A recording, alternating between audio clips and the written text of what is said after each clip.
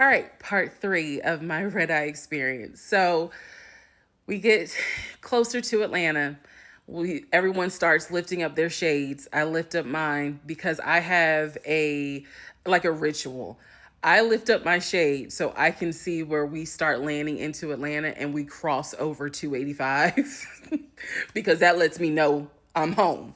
So when I start seeing 285 and I start seeing 85 and I start seeing things that remind me I am in the ATL, it just makes me feel a little better.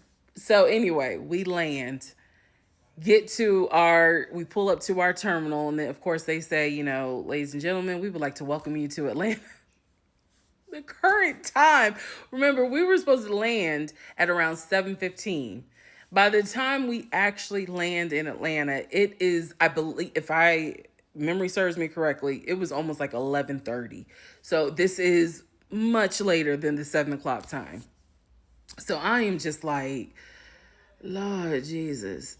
I looked like that scene from Living Single when Khadijah was sick and people were trying to talk to her and she was just like, they were like, "Good morning, Khadijah," and she was just. So that's how I looked. Anyway, get off the plane, immediately go to the bathroom because I had my hoodie on. Went to the bathroom. And I'm not gonna lie to y'all, this is exactly what I did. I put my hair back on. Because when we landed at 7:15, my plan was no one's really gonna be there. It's not a big deal if I walk through the airport with a bonnet and a hoodie on. It's still early. Well, landing almost at 11:30, almost 12 o'clock, I was like, it was packed and busy.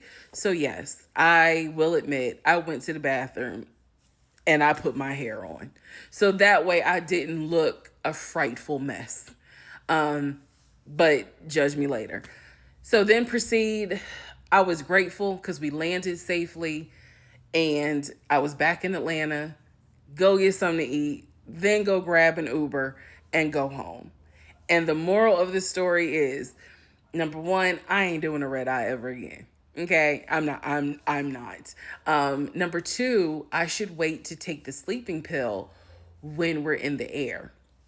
But most importantly, as funny as this story was and the thoughts I was having and the fact that they pulled the plane from the garage, rinsed it off, gassed it up once they got the keys, I'm grateful that whatever happened with that plane happened when we were on the ground.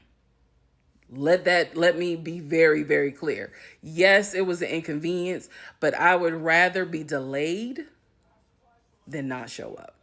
So thank you, Delta Airlines. Don't be mad that I did this story time because this was a funny story. But I'm grateful that whatever happened with that plane happened while we were still on the ground because it could have been worse. It could have gone left. And no sooner than I actually was able to get back on my phone and get online did I see what happened with the flight from Charlotte to London, where they had to turn around because London's airport lost power. So there are people in far worse situations than me, but I ain't taking a red eye again. I ain't doing it. And then I will do my due diligence to take a sleeping pill once we're at the long part of the runway, because it's hard trying to stay awake with one eye open, one eye closed, and you fighting and you trying not to laugh because I get goofy when I'm sleepy. But we made it. Thank you, Delta. I'm still gonna fly Delta. Um, but yeah, they pulled that plane from the garage. They did. They did. Bye.